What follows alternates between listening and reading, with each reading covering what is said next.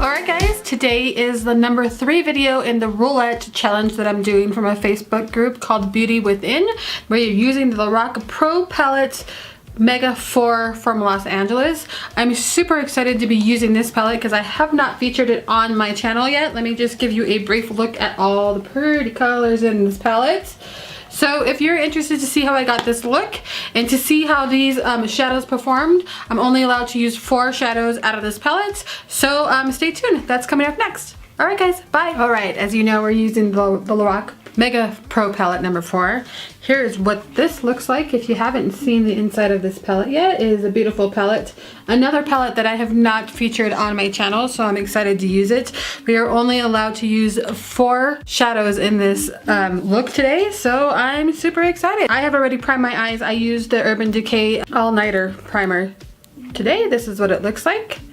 I'm not going to set my eyes today since I've only got 4 shadows that I could use, so I'm kind of not wanting to do that, just so that I can, you know, use more shadows rather than setting my eyes with one of the shadows in here.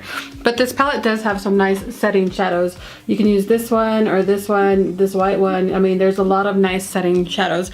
If you haven't used a LORAC palette before, LORAC is really good about giving you the same amount of mattes as they do shimmers and glimmers type of shadows. So the top row here is usually all mattes, and then the second row here is going to be like your shimmers and glitters and, you know, satin type of shadows. So just to, if you didn't know that, LORAC does do that, which is really nice if you haven't tried a LORAC palette before. Alright, so let's go ahead and go into the first color that I'm going to be using today, which is going to be this color here.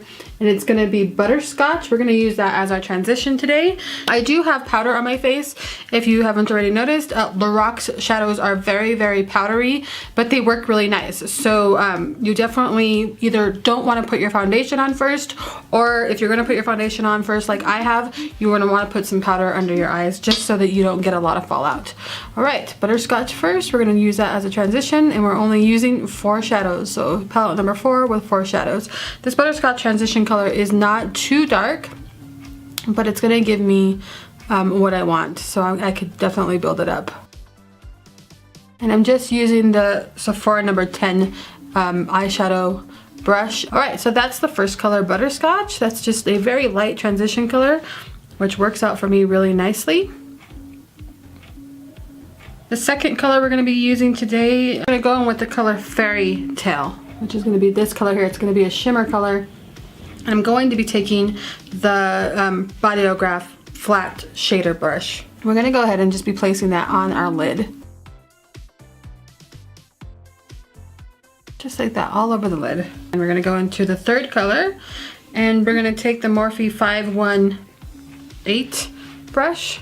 We're going to go into the color Shadow here, which is going to be kind of like a gray blue color. That's the very end color here. Just a little bit on the brush there, just the tip. And we're going to just start packing that into the outer V here. And then again, and then we'll swoop it up to the top here.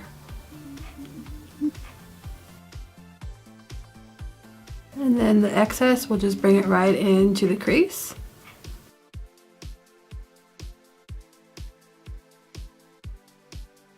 Only got one more color left, guys. Just like that.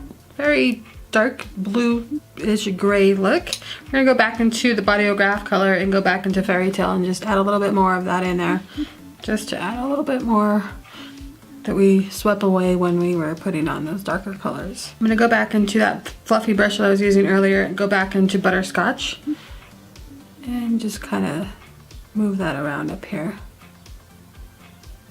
to kind of clean that up a little bit and get rid of any sharp lines. Black Cherry is going to be our 4th and final color. And we're going to go in with our Bodyography brush, and we're going to deepen up that outer V. Just a little bit more.